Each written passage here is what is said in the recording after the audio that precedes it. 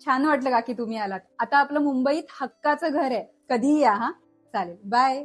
Flat घेऊन काय उपयोग, इथे लग्नाचा नाही पत्ता हिच्या. काय म्हणत होत्या का त्या काकी? तुला वाईट वाटलं का ग?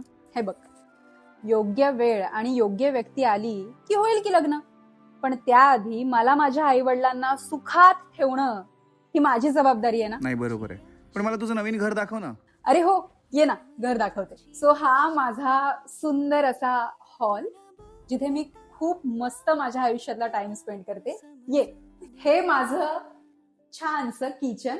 हॉल आणि किचनला अटॅच्ड असलेलं हे सुंदर असं माझं टॉयलेट बाथरूम. आणि या पूर्ण घरातली माझी फेवरेट जागा ती म्हणजे माझं हे bedroom with attach toilet bathroom आणि माझं फेवरेट वॉर्डरोब, ज्याच्यामध्ये माझे खूप कपडे आहेत. बरं, आता ह्या झाल्या माझ्या फॅसिलिटीज.